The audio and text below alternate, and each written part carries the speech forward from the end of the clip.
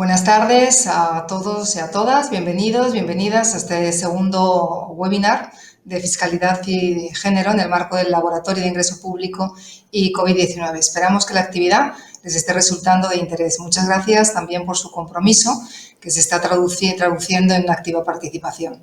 Permítanme agradecer de nuevo a nuestros socios institucionales el aporte fundamental a este laboratorio, al Instituto de Estudios Fiscales, al Banco Interamericano de Desarrollo, la Comisión Económica para América Latina y el Caribe, CEPAL, el Centro Interamericano de Administraciones Tributarias, CIAT, el Programa de la Unión Europea para la Cohesión Social en América Latina, Eurosocial, la Red Sudamericana de Economía Aplicada, RedSur, y la Organización para la Cooperación y el Desarrollo Económico.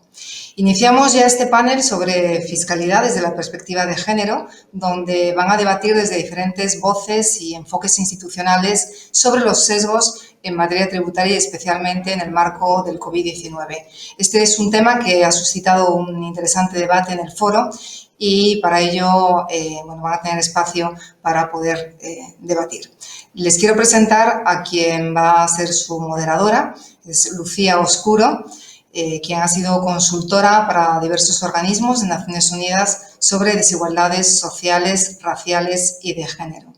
Entre el 2010 y el 2011 fue coordinadora del Sistema de Información de Género del Instituto Nacional de las Mujeres del Ministerio de Desarrollo Social de Uruguay y docente e investigadora de temas de género en la Facultad de Ciencias Sociales desde el año 2000. Ha estado también a cargo de la cartera de proyectos de género en la oficina del Fondo de las Naciones Unidas para la Población en Uruguay entre 2010 y 2011. Y en la actualidad es oficial de Asuntos Sociales de la División de Asuntos de Género de la CEPAL, donde está a cargo del área de autonomía económica de las mujeres. Entre otros asuntos, da seguimiento a los avances de la Agenda 2030 para el Desarrollo Sostenible en temas de igualdad de género. Muchas gracias, Lucía, por tu participación como moderadora en este panel y ahora ya te dejo la palabra. El panel es tuyo. Muchas gracias. Muchísimas gracias, Mercedes. Y bueno, muchísimas gracias por la invitación y por hacerme partícipe también de este interesante webinario del que seguro todos vamos a poder aprender.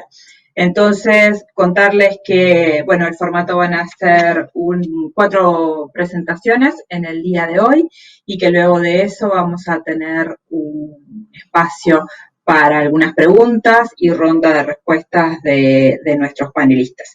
Me gustaría hacer una brevísima introducción y después contarles un poquito más sobre quiénes son las personas que nos van a acompañar en el día de hoy. Claramente la crisis del COVID implica una contracción económica inédita, probablemente en los últimos 100 años de nuestra historia en la región, una caída del PBI del entorno del 9%, nos enfrentamos a crisis múltiples, si bien esto empieza como una crisis sanitaria, claramente ya estamos frente a una crisis económica, social y, por supuesto, en términos de salud. Pero el telón de fondo de esto claramente era un modelo de desarrollo que principalmente en la región ya se hacía insostenible y estaba asociado a décadas de riqueza, de acumulación y de desigualdades, tanto sociales, socioeconómicas como de género, que parece que constituyen un rasgo estructural de nuestra región. Todas estas cosas y parte de las que discutiremos hoy son las que también la CEPAL está discutiendo en el marco de su periodo de sesiones con los países miembros y donde efectivamente el objetivo es no solamente la discusión y el compartir el diagnóstico, sino también la búsqueda de soluciones conjuntas como región, más allá de las singularidades de los países. Claramente en este contexto es absolutamente urgente abordar el vínculo entre la fiscalidad y las desigualdades de género y revisar la estructura tributaria y de recaudación para asignaciones presupuestarias con impactos sobre la igualdad y el logro de la igualdad entre hombres y mujeres en nuestra región. Solamente decirles que en el esfuerzo de sistematización de propuestas, de iniciativas, de políticas que están haciendo los gobiernos de la región, en la CEPAL hemos montado el Observatorio COVID-19, donde junto con ONU Mujeres, otras agencias del sistema y los coordinadores residentes de Naciones Unidas en cada uno de los países, estamos recogiendo las iniciativas que los gobiernos están implementando para mitigar y hacer frente a la crisis en diversas dimensiones, y por supuesto tenemos allí una dimensión específica sobre los temas de género, donde además queremos ver con mayor profundidad cuáles son las características de los paquetes fiscales para que efectivamente esta crisis no profundice las desigualdades de género y no siga empeorando la situación de las mujeres en la región. Sin más, entonces, les propongo pasar a nuestros panelistas en el día de hoy. Cada uno de ellos contará con 10 minutos de intervención y, si les parece, en primer lugar, les voy a presentar a Cristina García Herrera Blanco.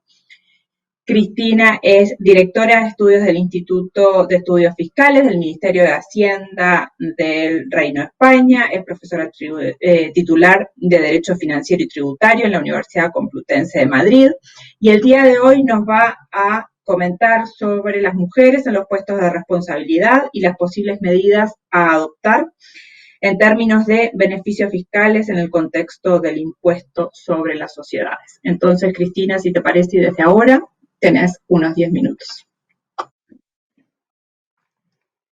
Muy bien, muchísimas gracias. Quiero comenzar agradeciendo a la Cooperación Española por la invitación, en particular al Centro de Formación de Montevideo, a su directora Mercedes Flores, y poner de manifiesto, bueno, pues que estoy encantada de participar en este panel moderado por ti, Lucía, y por el resto de personas que me acompañan.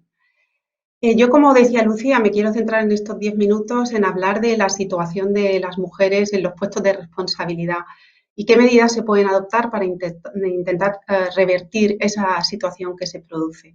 Sin embargo, creo que es importante resaltar con carácter previo, me gustaría poner de manifiesto que cuando analizamos fiscalidad y género, es importante que tengamos en cuenta que se trata de una mirada necesaria con perspectiva de género que afecta tanto a los ingresos públicos, es decir, al sistema tributario, como al gasto público y a la necesidad de que existan presupuestos con perspectiva de género. Creo, además, que es importante que, junto con las medidas que se puedan adoptar desde el ámbito de la fiscalidad, se luche contra la situación de desigualdad, contra el origen que supone la desigualdad entre hombres y mujeres en nuestros días. Pero centrándome ya en el tema del que voy a hablar, del papel de las mujeres en puestos de responsabilidad, yo creo que hoy en día no hay ninguna duda que las mujeres pueden asumir responsabilidad tanto en el ámbito del sector público como en el ámbito del sector privado. Sin embargo, esto no tiene suficiente reflejo en el ejercicio de funciones directivas por parte de las mujeres. Esto se debe o se explica como consecuencia de múltiples factores. Creo que, por un lado, habría que resaltar el propio ritmo generacional. Es cierto que las personas que ocupan puestos de responsabilidad en las empresas en la actualidad tienen alrededor de 50 años y estudiaron su carrera universitaria cuando la cuota de mujeres en la universidad era muy inferior a la de los hombres. Esta situación debería revertirse de manera natural con el paso del tiempo. Pero también hay que resaltar la existencia de los llamados techos de cristal y de cemento, que son un conjunto de medidas no escritas que están presentes en la cultura empresarial y que impide a las mujeres avanzar en los puestos de responsabilidad. El techo de cristal, que es una expresión más conocida, está construido sobre la base de rasgos que son muy difíciles de detectar, por eso son de cristal, porque son invisibles, es una barrera invisible que aparece cuando las mujeres llegan a las partes altas, a la parte superior de la jerarquía corporativa y que impide que avancen. Pero más difícil de revertir es aún el llamado techo de cemento, porque es el que se autoimponen las propias mujeres y que hace que no acepten puestos de responsabilidad bajo la necesidad de conjugar y conciliar la vida personal, familiar y la vida laboral.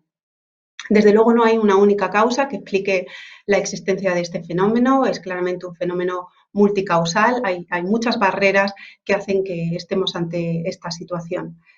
Pero una idea relevante que sí que me gustaría transmitir es que creo que el logro de la igualdad efectiva entre hombres y mujeres debe ser una acción que se lleve a cabo en todos los ámbitos, no solamente en el ámbito empresarial, sino también a través de las propias administraciones que tienen una un papel muy relevante en asegurar esa igualdad de oportunidades, de medidas que ayuden realmente a la igualdad de oportunidades entre hombres y mujeres.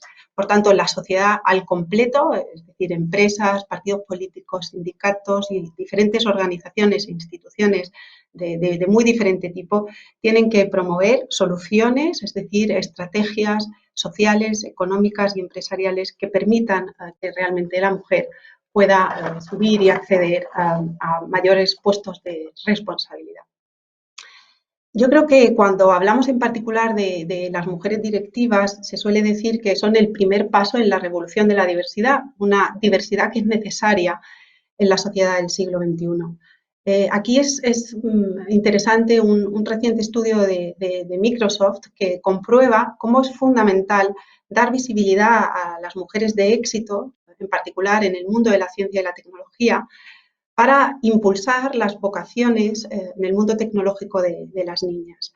Este estudio que se hizo en Europa a través de con 11.500 niñas de toda Europa muestra la existencia de una conexión clara entre la visibilidad de los modelos de referencia femenina, los role models, y por otro lado el interés de las niñas por materias STEM, o sea, es decir, Science, Technology, Engineering y Mathematics.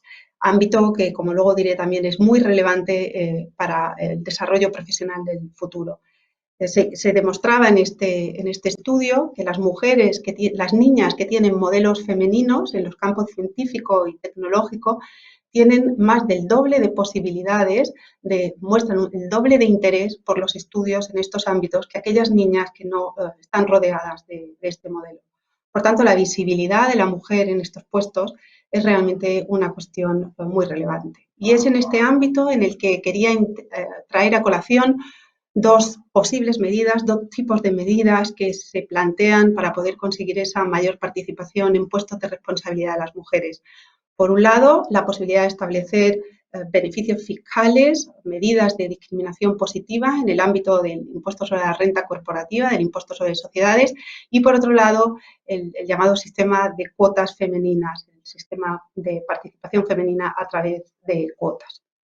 Es importante recordar que las mujeres representan el 53,3% de la población mundial y que además tienen un nivel de educación superior al de los hombres, si hablamos de estudios universitarios y de formación profesional.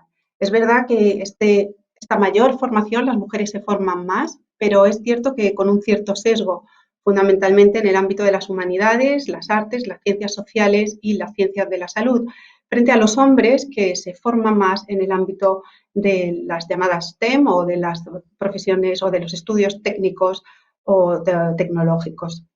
En particular, el número de mujeres graduadas en estas modalidades STEM se sitúa en el 12,4% frente a los hombres cuya participación en estos estudios se encuentra en el 37,3%, según ha puesto de manifiesto el Foro Económico Mundial. Estas cifras, desde luego, tienen un impacto muy relevante en el empleo y en el desarrollo profesional de las mujeres, porque la falta de formación de las mujeres en estos ámbitos no solo implica que no vayan a poder acceder a puestos de responsabilidad en áreas que son estratégicas, sino que incluso van a tener mayores dificultades de encontrar trabajo en el futuro, en un mundo en el que sabemos que las habilidades tecnológicas y los estudios y la tecnología se va a convertir en un ámbito esencial de desarrollo como parte del futuro del trabajo. Reducir, por tanto, ese gap en las carreras STEM tendría un impacto muy positivo también en la productividad y en el crecimiento económico, como ha puesto en manifiesto la Comisión Europea. Bruselas estima que mejorar la igualdad de género conduciría en 2050 a un incremento del Producto Interior Bruto per cápita en la Unión Europea de entre un 6,1 y un 9,6%. Desde luego existe una correlación entre la presencia de mujeres en equipos directivos y los resultados económicos de las compañías. En un informe de la Organización Internacional del Trabajo que se titula Mujeres en la gestión empresarial, argumentos para el cambio, se estimó que las empresas que tienen al menos un 30% de mujeres en puestos directivos tienen un 9% más de probabilidad de mejorar su rendimiento económico. Y en particular, como una cifra para América Latina, el Foro Económico Mundial ha puesto de manifiesto que reducir la brecha de género puede traer para las economías de América Latina 2,6 trillones de dólares. Se trata, por tanto, de una cuestión esencial que debe priorizarse. ¿Cuál es la situación de las mujeres directivas? A nivel global, solamente hay 1 de cada 5 empresas que están lideradas por mujeres en estos momentos. Desde luego, hay un amplísimo recorrido y un ámbito de mejora que es esencial. Y, por supuesto, también mejorar la brecha salarial. En el año 2019, en relación con España, por ejemplo, esa brecha se sitúa en el 11,5%, frente a la media de la organización OCDE, que se encuentra en el 13,8%, o la Unión Europea, que es un 18,1%. Una brecha realmente de género que hay que eliminar en el futuro. Y decía, ¿qué medidas se pueden implantar? Bueno, pues me quería referir a 2. En primer lugar, las llamadas cuotas de participación femenina en los consejos de administración. Lo cierto es que esta solución no convence a todos, a veces ni a las propias mujeres. En una encuesta realizada por ADECO en el año 2017, se puso de manifiesto que están a favor de cuotas el 53,4% de las mujeres, en tanto que el 32,1% se opone a las cuotas porque considera que en realidad son perjudiciales. Mujeres preparadas pueden estar en entredicho pensando que ocupan ese lugar por cuota y no por mérito y capacidad. El 14% restante considera que las cuotas no sirven para conseguir la igualdad. Pero es cierto que en el ámbito de la Unión Europea el sistema de cuotas existe en prácticamente todos los países, aunque las consecuencias del incumplimiento de estas cuotas por parte son distintas.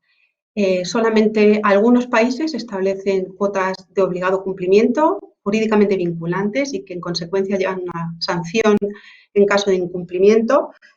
Son Austria, Alemania, Francia, Italia, Bélgica, Portugal y el país líder en introducir cuotas, que fue Noruega.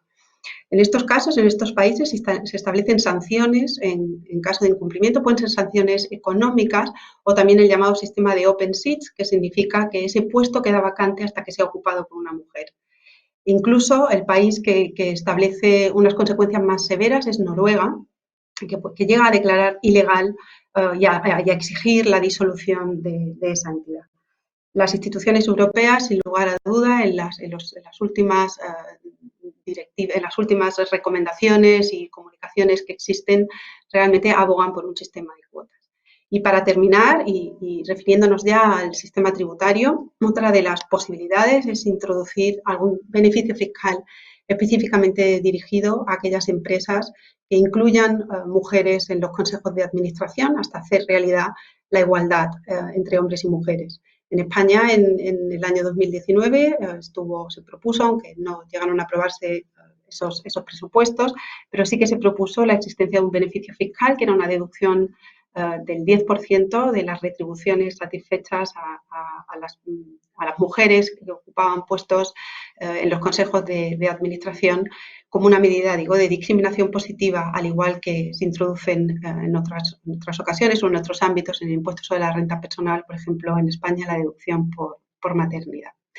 En definitiva, quiero terminar, que ya se ha cumplido el tiempo, poniendo en manifiesto que en esta situación de crisis económica como consecuencia de la pandemia, sabemos que los más afectados son siempre los colectivos vulnerables, entre los que sin ninguna duda ocupan un lugar las mujeres, y que la recuperación económica exige tener en cuenta la igualdad de género. Sin esa incorporación de la mujer para conseguir ese crecimiento, realmente no será posible.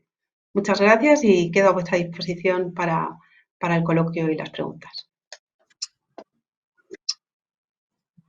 Gracias, Cristina.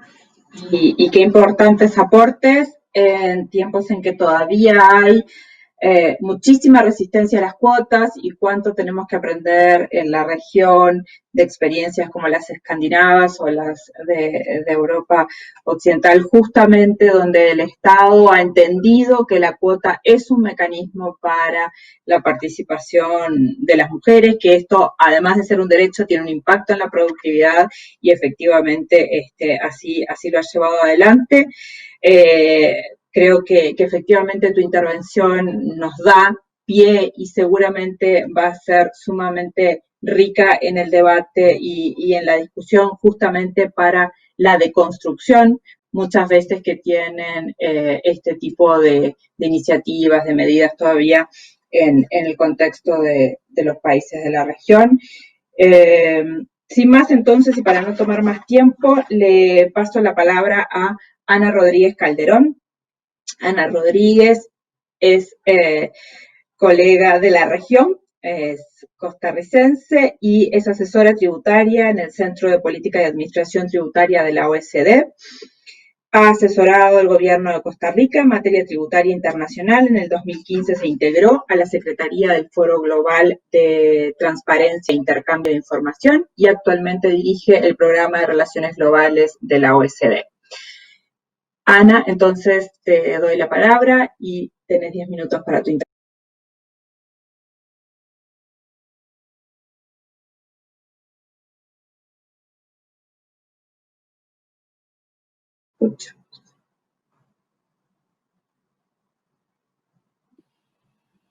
No, ¿Ahora? ¿ya me escuchan? Sí. Decía, muchas gracias, Lucía, muchas gracias a los organizadores. A mí personalmente me da muchísimo gusto poder estar participando en una actividad de mi lado del mundo. Así que hoy lo que quería compartir con ustedes es un poco la perspectiva de administración tributaria en lo que tiene que ver con el tema de género. Entonces, bueno, la intervención es de 10 minutos, voy a hacer todo lo posible para pegarme al tiempo y la agenda que vamos a seguir es un poco, tal vez podemos pasar de diapositiva, una reflexión inicial donde para que tengamos todos presentes el sesgo inconsciente, ya Cristina lo planteó un poco en su presentación inicial, luego las consideraciones específicas de administración tributaria y género y por último el trabajo que hemos venido realizando desde la OCDE con la Red de Igualdad de Género. Entonces podemos pasar de diapositiva y lo primero que quería era hacer, digamos, esta reflexión general para que todos los asistentes lo tengan presente a lo largo del día de hoy, que estamos hablando de un tema que tiene que ver con igualdad y es sobre el sesgo inconsciente, que es básicamente un proceso mental mediante el cual tomamos decisiones de forma impulsiva o sin pensarlo mucho, tomando como referencia lo que ya nosotros hemos aprendido y por eso tiene que ver muchísimas cosas, digamos, de la forma en que hemos sido criados y todas nuestras experiencias. Y esto es inconsciente, nosotros no, o sea, a lo largo del día discriminamos personas, no una, sino más de una vez, lo hacemos de forma inconsciente y de forma sin quererlo, sino que es únicamente por lo que ya tenemos, digamos, interiorizado en nosotros. Entonces, un poco que es importante que siempre que estamos discutiendo temas de desigualdad lo tengamos presente porque de ahí muchas cosas que para algunos podrían parecer que no tienen que ver un tema de género, para otros por las circunstancias con las que han crecido podría que sí. Y eso me lleva a mi siguiente diapositiva, que es lo que tiene que ver con administración tributaria y género. Todos los que están presentes, o bueno, la mayoría, vieron la cápsula que preparó Cristina, donde habla de política tributaria y las consideraciones que deben de tomarse en cuenta a la hora de diseñar políticas, las consideraciones de género. Y hay ejemplos específicos de los casos explícitos donde la legislación proporciona explícitamente algún tipo de discriminación, y luego los casos implícitos, que son menos fácil de entender, pero que muy rápido hay contexto suficiente para entenderlo. Mientras que en la parte de la administración tributaria, ahí fue donde a mí por primera vez cuando me involucré en este tema, el sesgo inconsciente empezó a jugar un papel, porque yo vengo de Costa Rica, es un país pequeño, es un país en vía de desarrollo, pero tiene un sistema judicial bastante estable, una democracia muy estable, y entonces mi primera reacción es, no hay diferencia en la aplicación de la legislación en cuanto a mujeres o hombres, se aplica igual para todo el mundo. Entonces, no, de primera entrada yo pensé que este tema no era como, no iba a tener mayor tangente de género porque la ley se aplica por igual para todos. Entonces ya un poco cuando empecé a investigar está la parte de debilidades administrativas, y en la parte de aplicación de políticas tributarias tiene más bien que ver con las decisiones que toman en la administración tributaria, y ahí me meto, digamos, un poco al próximo tema que tiene que ver con la participación femenina en cómo aplicar esas políticas.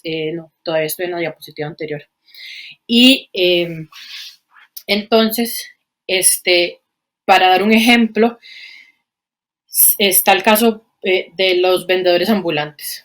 Entonces, hay administraciones tributarias que han tomado medidas mucho más estrictas para atacar, digamos, bueno, no atacar, sino fiscalizar lo que es los vendedores ambulantes, mientras que las empresas un poco más grandes que tienen estrategias fiscales más complejas o más sofisticadas, no les llega a la administración tributaria tan fácil. Y entonces, ¿eso qué tiene que ver con género? Normalmente que los vendedores ambulantes van a tener una alta concentración de mujeres, son las más vulnerables que salen a trabajar de esa forma, mientras que quienes están en unas empresas más establecidas, y ya lo dijo Cristina en su ponencia anteriormente, no tiene tanta participación femenina y se ven menos afectados. Entonces son ese tipo de ejemplos en lo que tiene que ver con la aplicación de políticas tributarias como tal. Y luego llegué también a los casos de acoso. Se presentan muchas veces en donde existen puestos fronterizos o donde la administración tributaria está trabajando en las fronteras, y hay estudios, tenemos varios en África, por ejemplo en Liberia se llevó a cabo un estudio donde casi 40% de las mujeres que trabajaban como aforadoras responden que han tenido o que han sido abusadas en los puestos de la administración tributaria, e incluso donde les tratan de cobrar impuestos, digamos, con favores sexuales. Entonces son tal vez casos más, menos frecuentes, porque digamos en la mayoría, en todos los países de nuestra región, incluso en esa región, son ilegales, pero pasan, y la razón por la que no lo sabemos más a menudo es precisamente porque son ilegales. Pero entonces son, digamos, dos aspectos que hay que tomar en cuenta dentro de las partes de debilidades administrativas.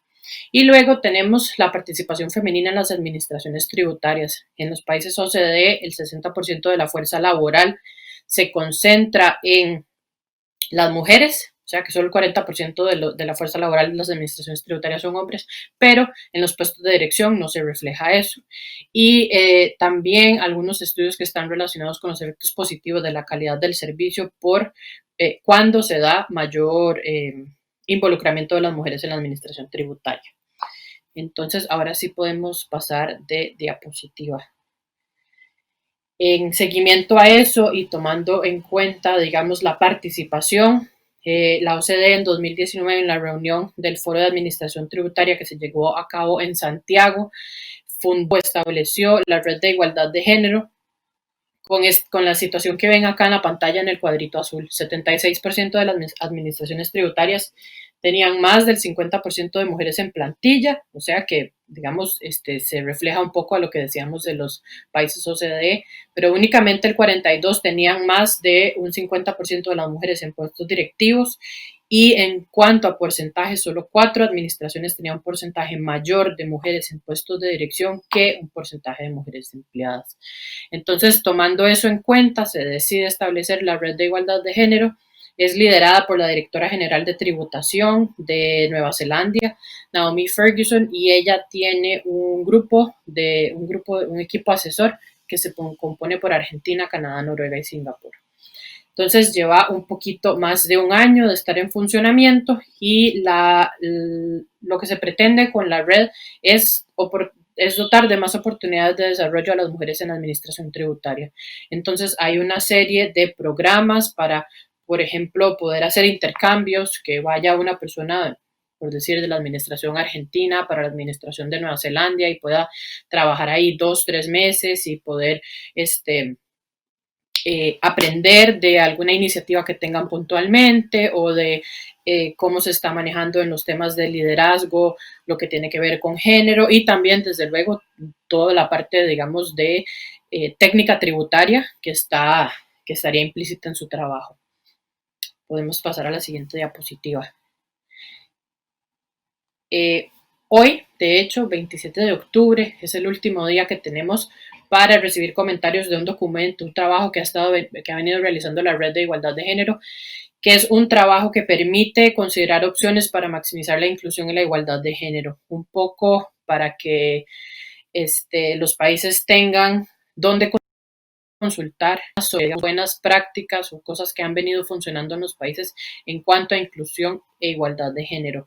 No tiene que ver nada con estándares, un poquito yo sé que la OCDE es famosa porque tenemos estándares y tenemos exámenes y nos encanta ver cómo cumplen los países y cómo podemos hacer recomendaciones sobre temas específicos, pero en este caso no hay nada como eso, sino que es un proyecto que recoge todo este tipo de prácticas que hay en los países miembros del Foro de Administración Tributaria. Y ahí tal vez yo habría querido poderles dar más ejemplos de la región, que sé que los hay, no es que no existan, pero no tenemos muchos en este informe que, digamos, hoy queda aprobado y pronto se va a publicar, porque el Foro de Administración Tributaria tiene 38 miembros, de los cuales solo hay como 3 o 4 de la región.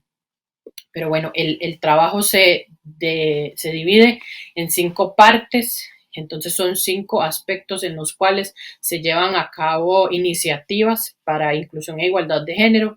El primero tiene que ver con legislación y es propiamente cuando se ha promulgado legislación para específicamente prevenir que no haya desigualdad. Y ahí sí tenemos ejemplos en la región. Chile y México, los dos reportaron que tienen específicamente legislación al respecto. Luego tenemos lo que tiene que ver con prácticas laborales flexibles, y ahí es todo lo que tiene que ver con trabajar desde la casa, tener horarios diferentes a los que tiene la institución como tal. En Argentina reportaron en este informe que en 2019 crearon las salas de lactancia para que las mujeres puedan regresar al trabajo aún cuando están en periodos de lactancia y puedan tomar ahí los breaks que necesitan para poder digamos, concluir con lo que sea de la lactancia y poder volver al trabajo, y van a tener ahí todas las facilidades. Luego tenemos lo que tiene que ver con liderazgo, y eso es más que todo lo que tiene que ver con política de género tiene que venir desde arriba, no es solo que lo hagan los que están abajo trabajando, sino que sea una cuestión más de el liderazgo, digamos, el top-down approach que se habla de arriba hacia abajo, y es no sé, por ejemplo, uno de los ejemplos que tenemos en el documento es de Alemania, donde en su misión, en la misión de la Administración Tributaria, ya está incluido esto. Luego tenemos la parte de comunicación y compromiso, y acá es cómo se están comunicando todas las iniciativas que hay en la organización, un poco cómo se está rompiendo con estos sesgos inconscientes dentro de la administración, y algunas iniciativas que existen que tienen que ver con comunicación y compromiso, como redes de apoyo que existen dentro de las propias administraciones tributarias para las mujeres y ese tipo. Y por último tenemos lo que son ya iniciativas más específicas, y aquí entran, por ejemplo, lo que comentaba Cristina de discriminación positiva, algunas administraciones tributarias que tienen una regla donde dice que si en el equipo no hay más de X cantidad de mujeres en proporción a los hombres, entonces que en un proceso de reclutamiento tengan que considerar necesariamente de forma distinta a las mujeres que aplican ese puesto. Así que va a estar disponible pronto, es un documento bastante grande con muchos ejemplos, así que si es un tema, digamos, que quieren trabajar desde la administración tributaria, va a ser un buen recurso para poder consultar cuáles son las opciones que tienen en esos 5, digamos, ramas de lo que sería dentro de la administración tributaria las iniciativas. Y para terminar, ya sería lo que tiene que ver con el coronavirus. Ustedes en la píldora que presentó Cristina ya tienen, digamos, una pincelada del trabajo de la OCDE, donde identifican que las mujeres están en el corazón de la pandemia. El 70% de los funcionarios en el sector salud son mujeres. Tienen además también la mayor carga en el cuidado del hogar, que se complica, digamos, o que se hace más pesado con todo esto de estar encerrados en la casa, con los niños en la casa, dando clases virtuales, recibiendo clases virtuales, y también que son una población vulnerable porque en muchos casos o trabajan medio tiempo o tienen arreglos un poco más flexibles para el trabajo, y entonces normalmente serían las primeras personas que perderían el trabajo en una situación donde tengan que considerar recortes. Entonces, la red de igualdad de género ha venido trabajando también el tema del COVID, ha identificado una serie de desafíos, como que va a ser necesario tomar en cuenta la igualdad de género en la respuesta a la crisis, pero no solo en la respuesta a la crisis, sino en el periodo de recuperación. Entonces, sí, digamos, ahorita que estamos viendo qué hacemos para mejorar todo este problema sanitario que existe y además las repercusiones económicas, pero cuando venga el periodo de recuperación también pensar en igualdad de género y en consideraciones de género a la hora de diseñar las políticas. Luego, lo que tiene que ver con equilibrar las responsabilidades laborales y de cuidado, proporcionar un poco más de estos esquemas flexibles dentro de la administración tributaria para que las mujeres puedan acomodarse mejor y que puedan seguir con sus trabajos y no se sientan en la obligación de tener que renunciar a los trabajos para poder hacerse cargo de los dados de la casa. Y luego un potencial aumento de violencia doméstica que se está viendo. Yo sé que violencia doméstica no es el tema no es el concepto que utilizan en la ONU, pero es el concepto que se utilizó en el documento, entonces lo mantuve así. Y por último, las oportunidades, ven como una oportunidad un aumento de los arreglos laborales flexibles. Yo, por ejemplo, tuve un bebé hace 10 meses y estoy feliz de poder estar en la casa mucho más tiempo de lo que antes habría estado. Estoy también feliz de tener que viajar un poco menos, entonces en ese caso lo estoy viendo también como una oportunidad y como una cosa positiva que incluso tal vez lo pueda llevar un poco más allá, aun cuando ya no estemos, digamos, en el corazón de la pandemia. Y por último, se ve como una oportunidad la posibilidad de contar con un mayor entendimiento de asuntos de igualdad de género después de esta pandemia dentro de lo que sería el contexto de administración tributaria. Así que con eso yo creo que estoy a puntito en el tiempo y quedo pendiente para las preguntas y las discusiones que se van a dar después. Muchísimas gracias. Excelente, muchísimas gracias, Ana. Muchísimas gracias por tu presentación y efectivamente por traernos la problemática de los sesgos inconscientes tan importantes en las administraciones tributarias, en la administración pública en general, y en entender efectivamente que venimos con una construcción respecto a lo que son hombres y mujeres, y que efectivamente eso muchas veces interfiere en asignaciones. Desde CEPAL lo hemos visto, por ejemplo, en los temas de inclusión financiera, ¿no? Como no es que los bancos tengan una voluntad de no entregar créditos a las mujeres, sin embargo, sin una capacitación específica, sin una toma de conciencia de los sesgos discriminatorios que traemos hombres y mujeres, claramente se deriva en una asignación, por ejemplo, de créditos o de acceso a los servicios bancarios y financieros diferenciales para hombres y mujeres, entre otras cuestiones que tienen que ver con derecho civil y con todavía normas discriminatorias en algunos de nuestros países, pero como tú decías, los sesgos inconscientes que hacen, digamos, a los sistemas de género que traemos en nuestras cabezas y que tienen que ver con nuestros procesos de socialización, todavía son muy potentes, todavía mantienen estos marcadores de discriminación que hacen que las mujeres efectivamente no estemos en igualdad de condiciones. Y qué importante tu última lámina y tu última reflexión sobre cómo vamos a vivir ahora esta nueva normalidad post-crisis. Yo decía al inicio que claramente esto es una crisis que desbordó el tema sanitario y que efectivamente nos está urgiendo a unas nuevas formas de convivencia, de vida ¿no? En la organización, como tú traías en el ejemplo personal del trabajo remunerado y no remunerado, pero también en términos de la redistribución de la riqueza, también en ver que estos modelos en términos de los beneficios, de los accesos a la salud y a la educación y al mundo digital, por ejemplo, que hoy se hace tan imprescindible como otros derechos, claramente tiene un desafío de redistribución muy, muy profundo por delante.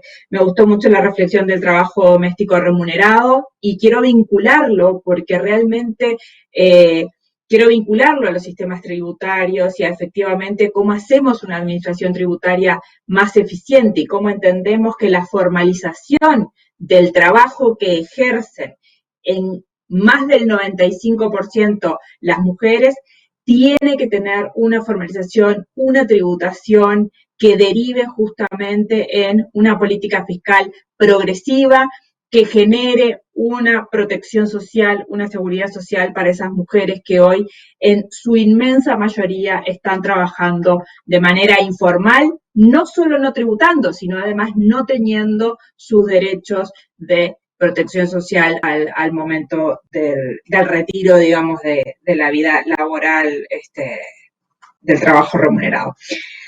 No me extiendo más, aunque pasaría horas en estos temas que claramente me apasionan. Le voy a dar la palabra a Alejandro Juárez. Alejandro Juárez es director de Capacitación y Formación del Talento Humano en el Centro Interamericano de Administraciones Tributarias. Él es mexicano y es licenciado en Pedagogía, tiene estudios en Derecho en la Universidad Autónoma de México, ha estado a cargo de la prestación de servicios de capacitaciones en materia tributaria internacional y asistencia técnica en recursos a las administraciones tributarias de diversos países miembros del CIAT. La mirada de Alejandro para este seminario se va a enfocar en el tema de los impuestos a la renta personal y el consumo de productos específicos. Entonces, Alejandro, te paso la palabra ya sin más, tenés 10 minutos. Muchas gracias, Lucía. ¿Me escuchan? ¿Me escuchan? ¿Ahora me escuchan? ¿Me escuchan perfectamente? Bueno, muchísimas gracias. Antes que nada agradecer a la ESID con sede en Montevideo por la invitación a este laboratorio. Me parece que es sumamente gratificante tener la oportunidad de compartir algunas ideas sobre un tema tan apasionante como es la perspectiva de género. Yo estoy completamente de acuerdo con las intervenciones de Ana y de Cristina. Me gustaría, si ustedes me permiten, dirigir mis reflexiones un par de pasos para atrás. Y a lo mejor es el resultado de un diálogo interno, pero me parece que es muy valioso para los compañeros que están escuchándonos en el laboratorio.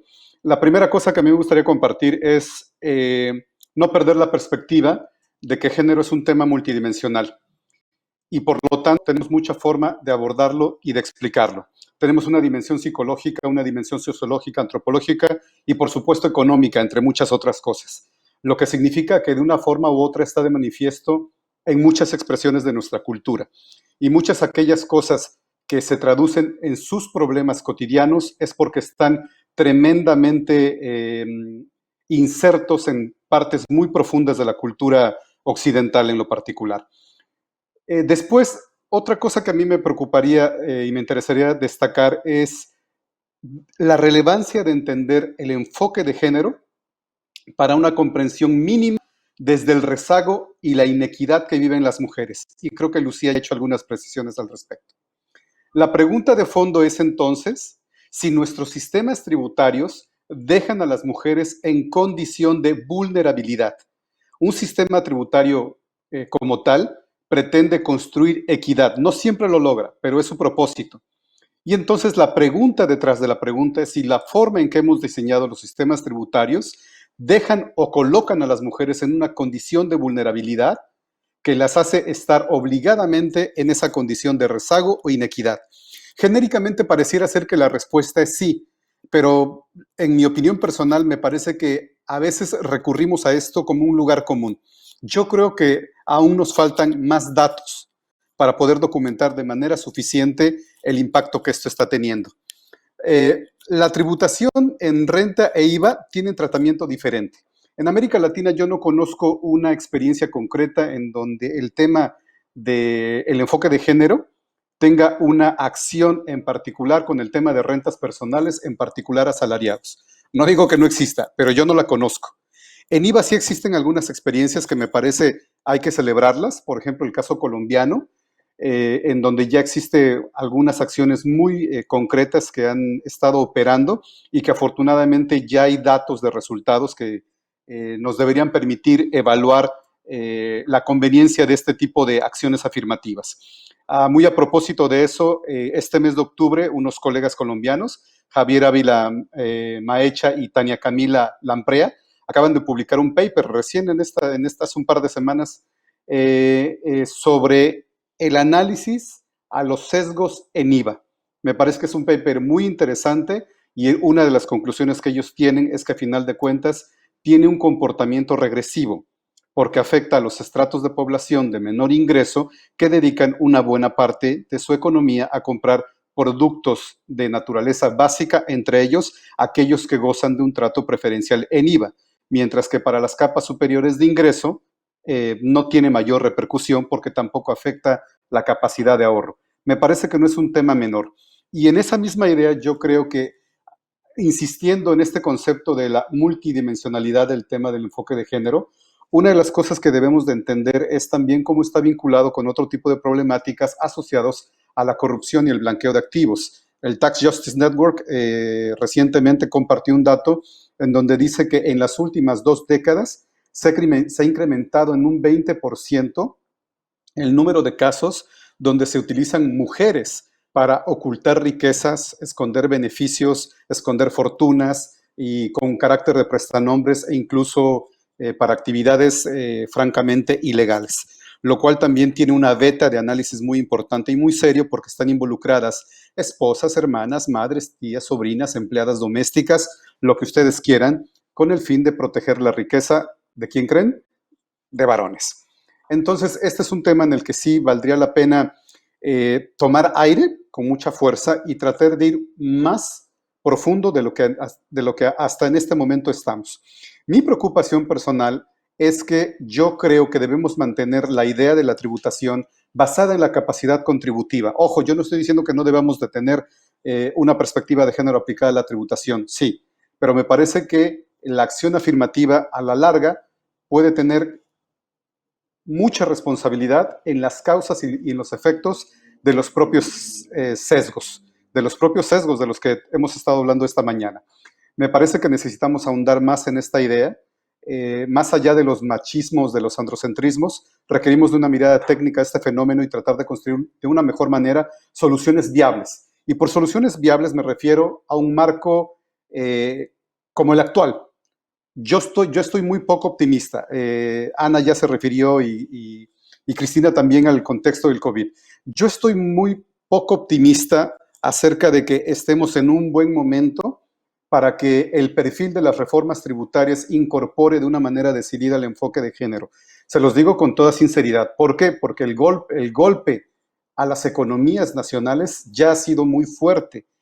Las proyecciones de recuperación de repente se ponen muy optimistas, de repente se ponen muy pesimistas, pero la verdad es que esto puede tardar entre 24 y 36 meses para tener medianamente una recuperación que nos permita regresar a niveles anteriores, si es que eso es posible.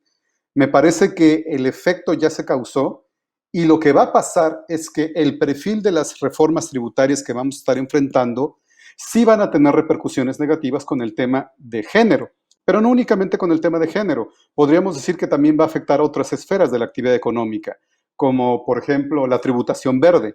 De verdad vamos a enfrentar escenarios en donde la discusión de fondo es, bueno, ¿qué va a ser más importante para la decisión de los incentivos?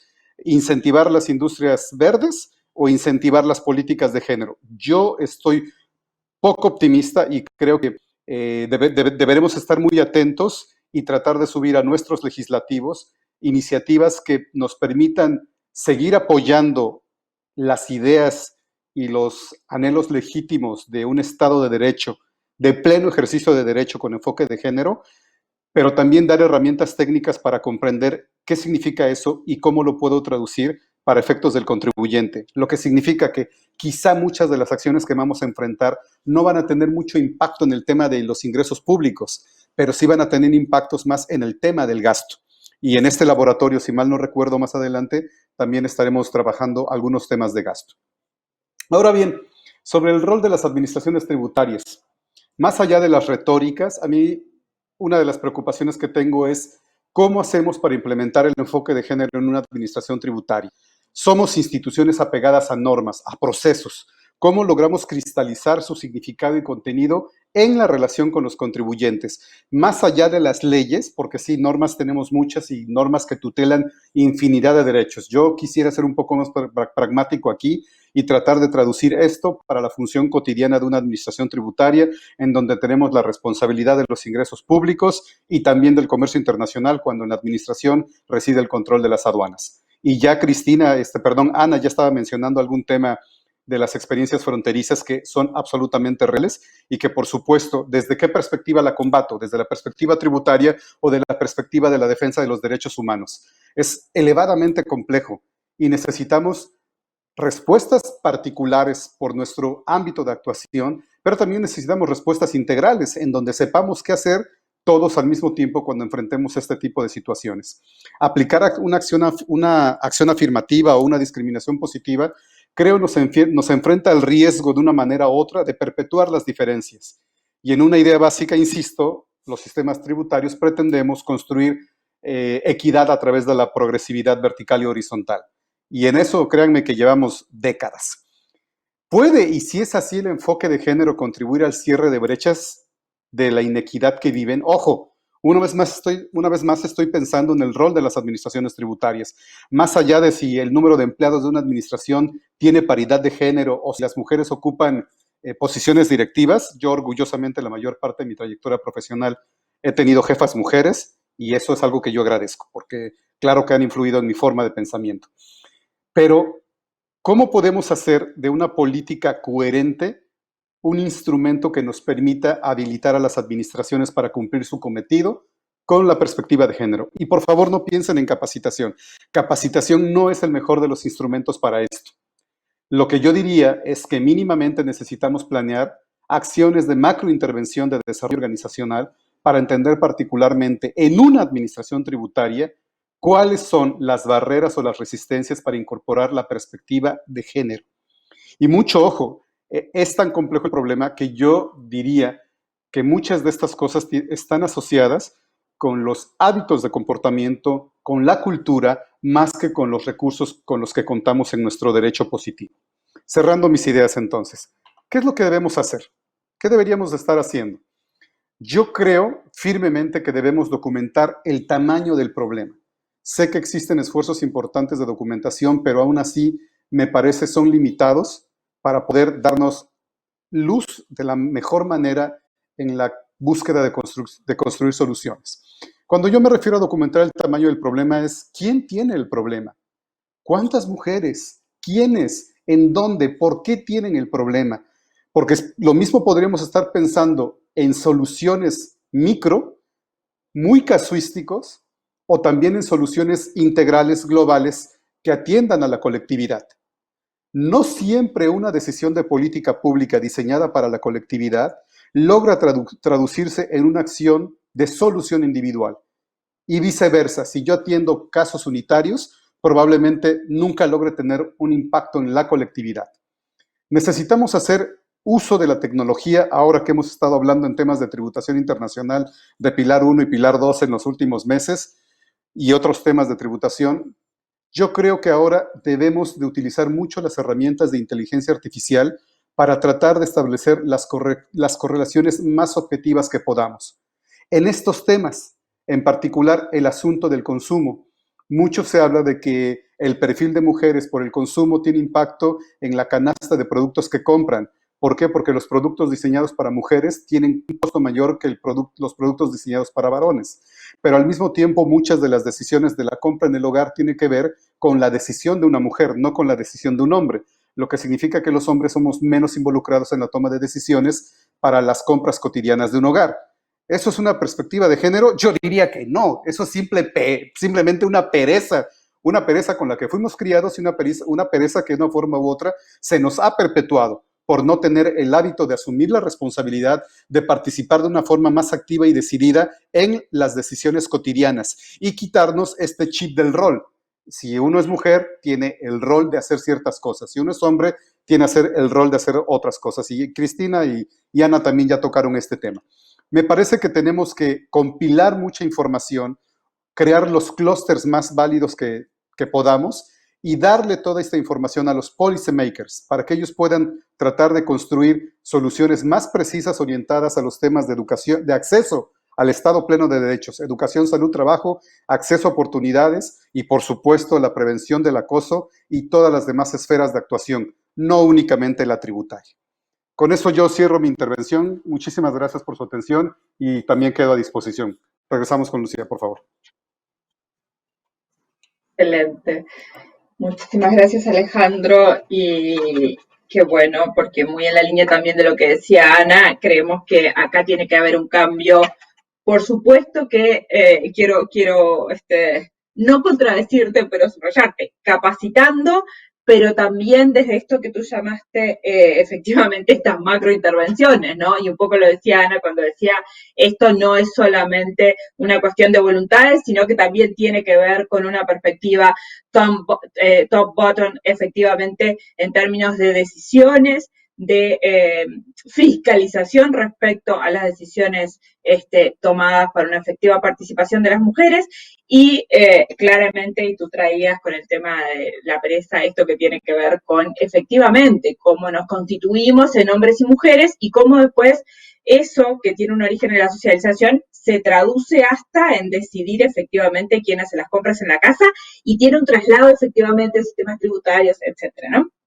Me parece sumamente importante el planteo de ver cuáles pueden ser los impactos en los temas de los impuestos al consumo o los impuestos vinculados al IVA y los temas de los impuestos a la renta, como tú decías, bueno, cuáles son los ejemplos más potentes en términos de género y tributación o impuestos a la renta, y yo pensaba un poco en lo que planteaba antes, cómo efectivamente hacemos que el Estado recaudador después tenga una política fiscal progresiva, ¿no? En función de lo que recauda, ¿no? Y claramente hay tipos de impuestos que no permiten o que tienen más dificultades para que esa política fiscal progresiva sea efectiva.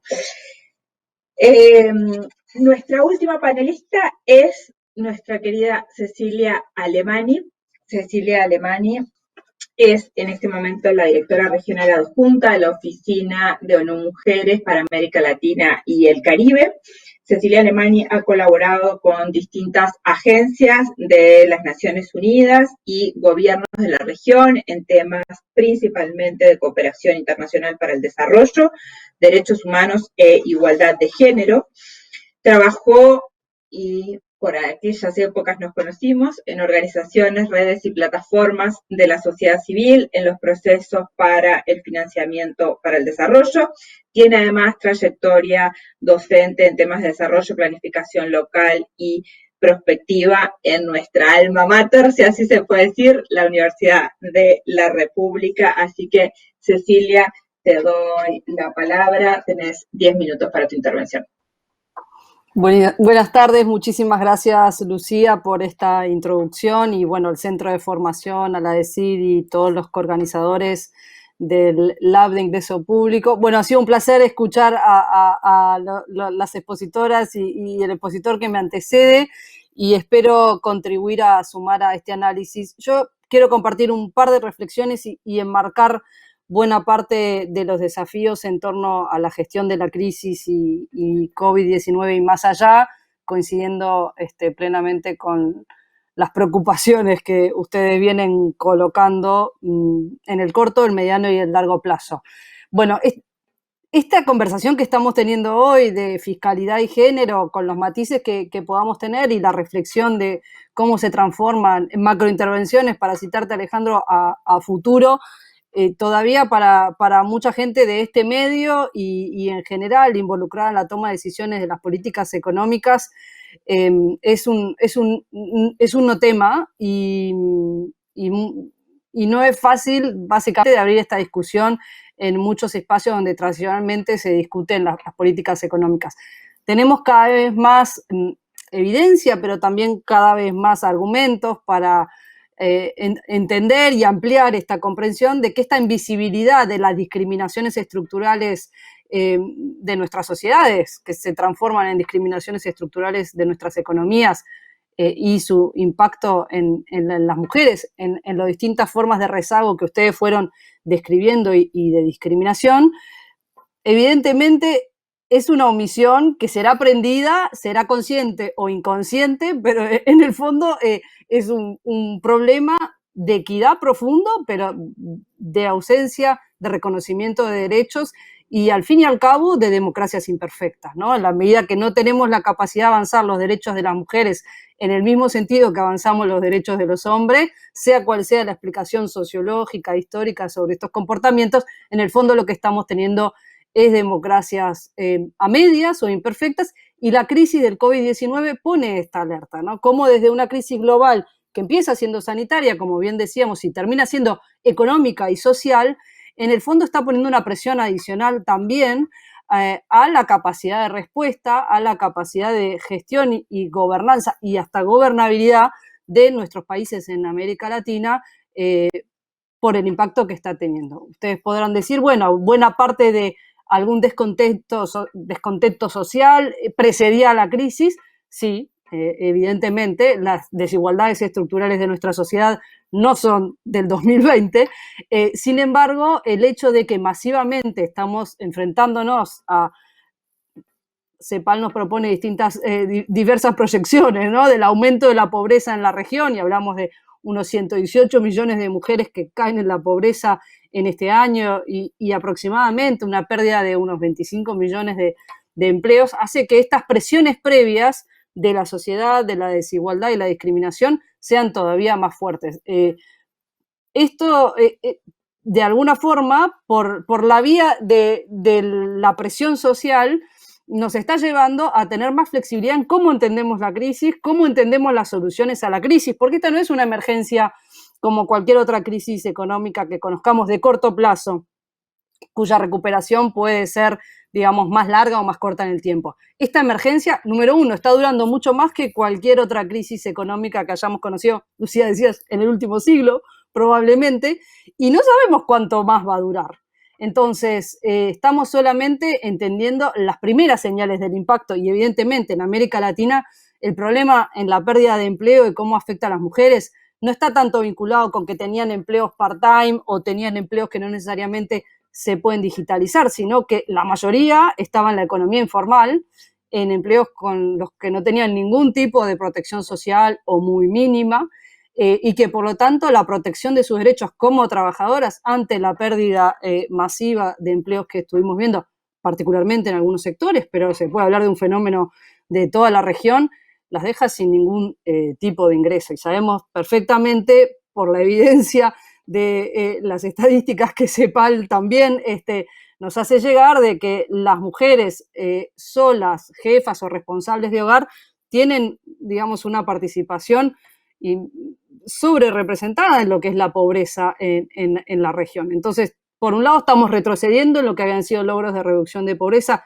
y posiblemente de desigualdad también, no solo de género, sino de ingreso, y de alguna manera tenemos que empezar a responder de otra forma a esta crisis. O sea, las recetas que las instituciones financieras internacionales y que nuestra propia estructura económica de la región daba a crisis financiera de corto plazo no van a funcionar. La contención del gasto no va a funcionar, la contención del déficit menos de 2 dígitos en el PBI no va a funcionar, y por lo tanto tenemos que ponernos todos creativos y con paciencia, porque aquí lo que tenemos que enfocarnos es en cuáles son esos objetivos de desarrollo.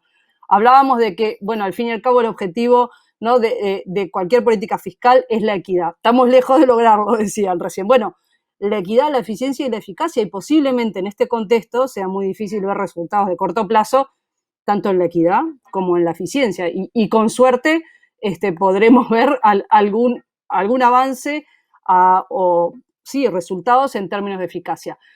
Los desafíos en la era COVID-19 que exacerban, digamos, todo esto, es el impacto en la generación de la crisis del COVID en los ingresos públicos y privados, ¿no? Este tejido de pymes y MIPYMES y la pérdida de empleos masivas afecta a toda la población, pero a aquellos que estaban en condiciones más vulnerables. Y ahí, en América Latina, hablamos no solo del impacto de las mujeres, sino de aquellas que enfrentan estas intersecciones de la discriminación. Las mujeres indígenas, mujeres afrodescendientes, mujeres migrantes que, en definitiva, si estaban en la cornisa, cayeron y no tienen necesariamente las redes de contención o de protección social que podemos ver en otros contextos, como nos contaban más temprano en los países de la OCDE. Los primeros empleos que se perdieron fueron los de la economía informal o los que requerían proximidad y en definitiva encontramos que aquellos sectores que son los menos productivos y que son donde las mujeres están más representadas en América Latina, son los más afectados. Claro que hay matices, es heterogéneo, países altamente dependientes en el turismo tienen desafíos distintos a aquellos altamente dependientes de las commodities y en definitiva las soluciones no son unitarias para la región. Los gobiernos reaccionaron y Lucía refería al Observatorio COVID-19 de CEPAL, con el que colaboramos también desde ONU Mujeres, donde se han relevado todas estas reacciones políticas y respuestas a la crisis del COVID, reaccionaron con medidas de distinto tipo, algunas de exención impositiva o de incentivos ante la emergencia, ¿no? En marzo aproximadamente en la región. Y en principio eran medidas por 3 meses o por 6 meses, se fueron estirando, ¿no? Por 9 meses, y claro, el desafío de cómo se mantienen algunas de estas medidas de emergencia en un tiempo mucho más largo que el normal, hoy está sobre la mesa, y en definitiva,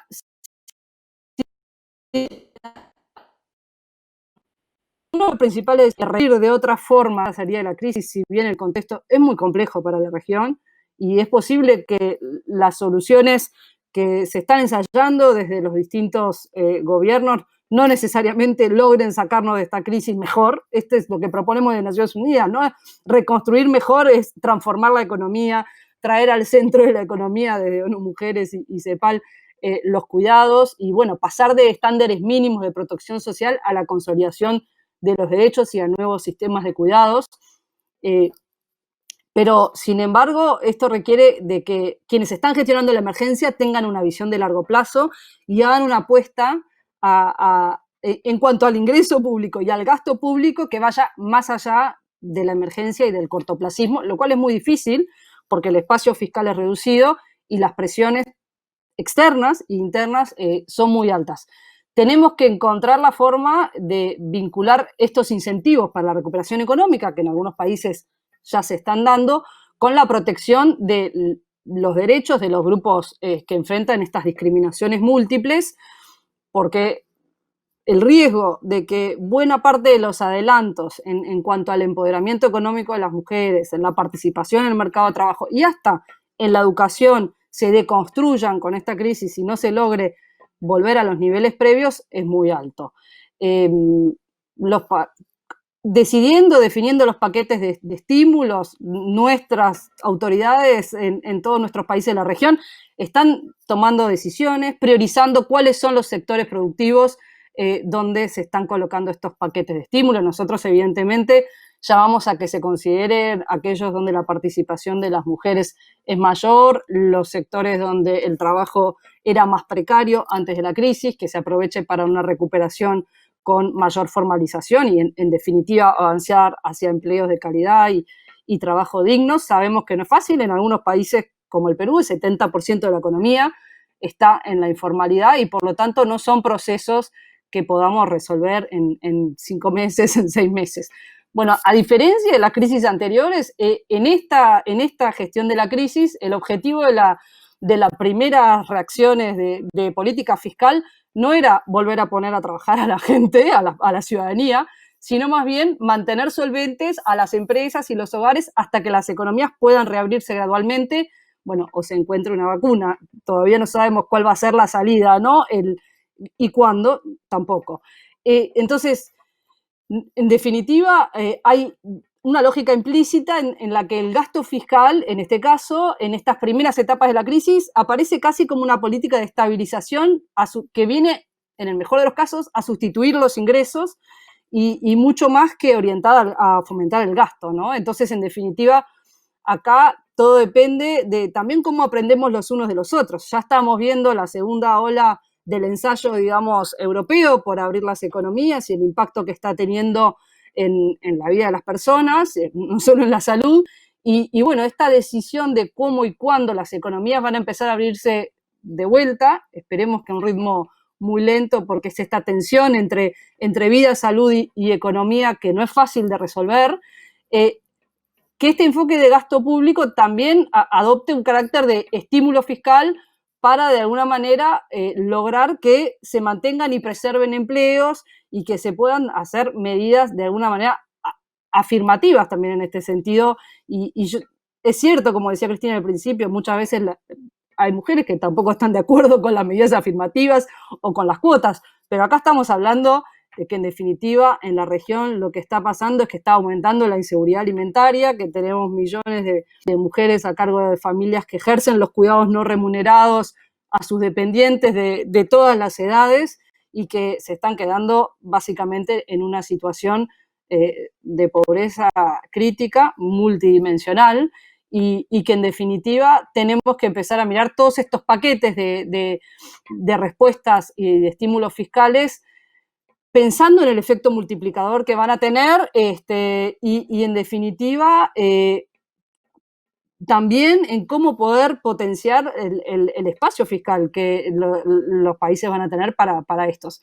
Cuando junto a CEPAL estamos analizando, ¿no?, y empezando a analizar los paquetes de estabilización y de estímulo fiscal desde esta perspectiva de la igualdad de género y de los derechos de las mujeres, efectivamente las dimensiones de las primeras medidas para asegurar medios de vida y subsistencia y bueno, la seguridad alimentaria, de alguna forma son las medidas de emergencia, pero no deberíamos dejar para mucho después el debate sobre, bueno, cuáles son las estrategias y las inversiones para la generación de empleo, para la creación de empleos en sectores que están vinculados al fortalecimiento de la protección social, pero de la respuesta a la crisis también, a la sanitaria, a la económica y a la social y al cambio de esta nueva normalidad, ¿no? Desde Naciones Unidas estamos llamando a incentivar la creación de empleos en salud, en educación, en cuidados y fortalecer los sistemas de protección social. Y acá no creo que estén en oposición los posibles incentivos para reformas fiscales ambientalmente sostenibles y los posibles incentivos para reformas fiscales con igualdad de género. Las propuestas, digamos, de fortalecer los sistemas nacionales de cuidados y la protección social machean las dos. Sin embargo, sí es cierto que hay que encontrar los incentivos para que esto efectivamente pueda suceder y cómo se apoya con las distintas herramientas de política fiscal a las pymes, a las MIPYMES, a las empresas con alto impacto social, con importante fuerza laboral, digamos, femenina, de mujeres o lideradas por mujeres. Acá tenemos grandes sectores que se han visto impactados y que han perdido sus activos, su capacidad de generar un ingreso básico y mínimo. Son las masas, digamos, de personas que tristemente caen en la pobreza este año por esta crisis, pero también tenemos sectores favorecidos por las crisis. Las Big Tech, las empresas de plataforma, a quienes podríamos también imponer de forma diferente, pensando en justamente este desafío y oportunidad que es la digitalización. Irónicamente, es un desafío y una oportunidad porque, bueno, hoy ya tenían acceso a poder mantener fuentes de ingresos por la vía de las plataformas o la digitalización, como todos los que estamos hoy en este espacio. De alguna forma somos privilegiados porque pudimos mantener nuestros medios de vida. Y sin embargo, estudios recientes, digo, también que Lucía puede referir, de la CEPAL, ponen en evidencia cómo esta brecha se está aumentando. O sea, ya no es solo la brecha de género, sino la brecha digital, donde hay propuestas, ¿no?, hasta de la canasta básica de datos, entre otras. Y irónicamente, cuando las mujeres podrían tener más acceso al empoderamiento económico a través de la digitalización, lo cual es cierto para un grupo de mujeres, pero somos las privilegiadas, para la gran mayoría tiene que decidir si compra datos para que sus hijos vayan a la escuela a través de el teléfono celular, que comparten todos el mismo, o si compra comida, ¿no? O sea que esta narrativa de la digitalización como una oportunidad sí lo es, pero la verdad es que hay que encararla de forma creativa para que así sea y, en definitiva, poder asegurar que los otros pilares que reproducen la discriminación y que están vinculados al ingreso y al gasto público no sigan siendo reproductores de la misma. Alejandro llamabas a usar la inteligencia artificial y analizar las correlaciones. Ahí otra vez la alerta, lamento decir, las correlaciones de la evidencia histórica y según cómo se diseñan los algoritmos podemos estar reproduciendo, sí con evidencia empírica de correlaciones históricas, discriminaciones nuevamente, así que ahí yo creo que estamos llamados a la creatividad, todas y todos, a pensar que posiblemente nuestros países tengan que estar reestructurando deuda en el corto plazo y que las reglas de oro de la economía y la fiscalidad posiblemente no se puedan cumplir en este contexto y la prioridad tiene que estar en que no siga aumentando la pobreza, la desigualdad de ingreso y de género y que podamos de alguna manera con macrointervenciones, con identificaciones de cuáles son los grupos que se han privilegiado y que han, en definitiva, se han beneficiado de la crisis y sostener a aquellos que se están cayendo de los niveles de vida mínimos y asegurar la protección y realización de sus derechos. La evasión fiscal, el flujo ilícito financiero en la región y la corrupción, como bien señalaban antes, son temas que siguen estando pendientes, que difícilmente resolvamos en estos meses, pero que no pueden estar separados de las estrategias de largo plazo que puedan hacer nuestros países. Y termino por acá para que tengamos tiempo para debatir. Gracias, Cecilia. Sí, genial. Y eso mismo, estábamos ahora organizando algunas de las preguntas para tener un rato con otras miradas desde las inquietudes de quienes les están escuchando, pero quiero rescatar esto que tú decías respecto a qué poner en el centro de la recuperación, ¿no? Efectivamente, Alejandro decía, bueno, la recuperación va a tomar 24, 36 meses, efectivamente, hoy nuestra secretaria ejecutiva decía esto antes del 2023, claramente no lo vamos a recuperar más allá de algunos indicios de levante del comercio, de cambio en los sectores, ¿no? Claramente hay un cambio y un movimiento entre lo que hasta antes de marzo probablemente entendíamos como los sectores más productivos, los corrimientos, pero claramente hasta dentro de 2 o 3 años no vamos a poder nivelar a cifras de lo que teníamos antes de marzo. Ahora, quiero solamente destacar esto último que planteaba Cecilia respecto a tal vez este puente entre el corto plazo, la emergencia, y el mediano y el largo plazo de la recuperación, y cómo efectivamente ponemos en el centro la economía del cuidado como uno de los sectores dinamizadores, efectivamente, y cómo podemos mirarlo no solamente de la perspectiva de los derechos de las mujeres, de la calidad de servicios para las poblaciones específicas, sino también como en un aporte a los temas de la recuperación económica, de la fiscalidad y de tal vez nuevas formas de tributación. Y voy a unir algo que mencionaba Cecilia al final, ¿no? En la CEPAL hemos estudiado efectivamente cuánto implica la evasión y evasión fiscal en la región, y estamos hablando de cifras entre el 6 y el 10%, en algunos casos extremos por encima del 10% del PBI de nuestros países. Quiere decir que cuando Alejandro nos decía, este es un momento muy complejo para hacer cambios y cuidado porque tal vez no haya espacio para las cuestiones de la igualdad de género, también creo que nosotros decimos, miremos estos problemas que vienen, ¿no? En las miradas hacia los sistemas fiscales y hacia las evasiones de tributación que tanto cuestan también a la riqueza de nuestros países, porque nosotros en CEPAL tenemos algunos cálculos que vinculan cuánto es la evasión fiscal en un país y cuánto sería terminar con la pobreza extrema o terminar con la pobreza, ¿no? O sea, cuánto nos está costando la pobreza en medida, o sea, o en unidades de evasión fiscal, ¿no?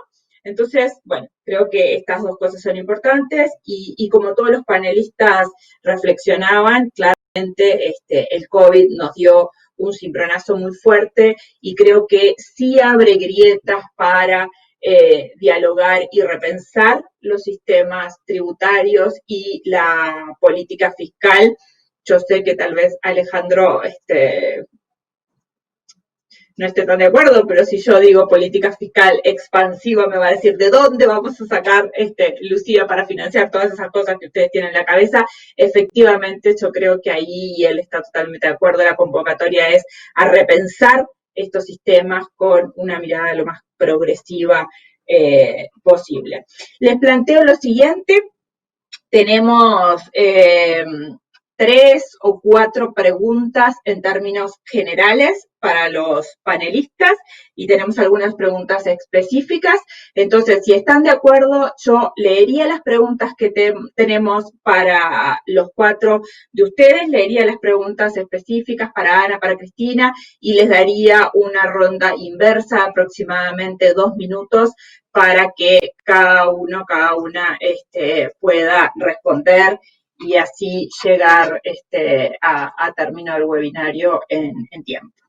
Entonces, si me permiten, empecemos por aquellas que son generales, excelentes. Bueno, descartar las felicitaciones para todos los panelistas, ¿no?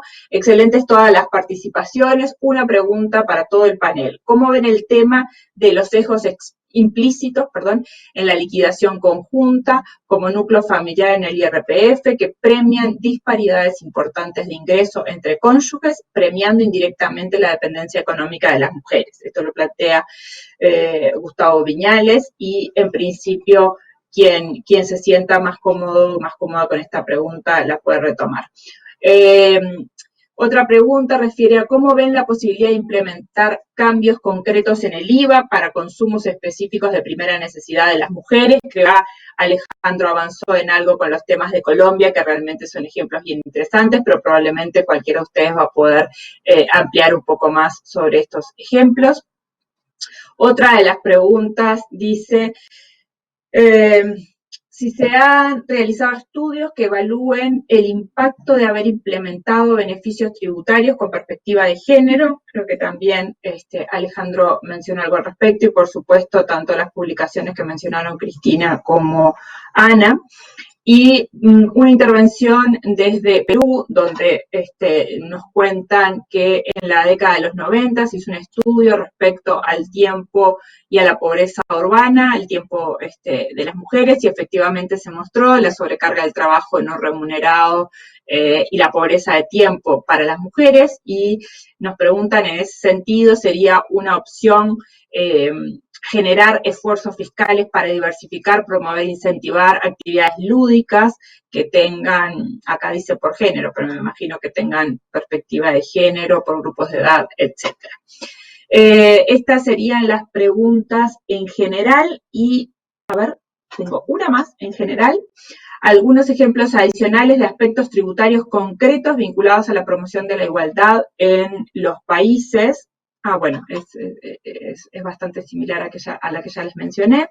Mencionando deducciones por contratación de mujeres, quisiera tener claros estos ejemplos como herramientas tributarias. Les voy a hacer ahora una pregunta concreta que tengo para Ana y otra para Cristina. Ana, quería consultarte si en esta oportunidad que se observa post-pandemia, si esta es la oportunidad, para flexibilizar el trabajo con un sesgo hacia la mujer, para que pueda conciliar la vida laboral y de cuidados. No puede profundizar el sesgo inconsciente de las relaciones de trabajo a futuro. Y la pregunta para Cristina, respecto a las cuotas, ¿no existe una manera de implementar cuotas por mérito o capacidad entre mujeres o alguna alternativa semejante como para eliminar ese sesgo a que las mujeres no sienten que están ocupando un lugar porque existe una cuota? Esa pregunta es interesante porque también tiene que ver, como decíamos al principio, con lo que se nos activa cuando pensamos en cuotas. Y por último, Cecilia, excelente exposición. En Argentina se implementó este primer año presupuestos con perspectiva de género integral. Esto puede ayudar a evaluar las desigualdades en los derechos humanos entre hombres y mujeres para luego implementar medidas a mediano o largo plazo. No sé si habrán podido tomar nota, si no, les puedo repetir, y si les parece, les propongo hacer una ronda de 2 minutos en sentido invertido y terminaríamos con Tina, empezando entonces por Cecilia.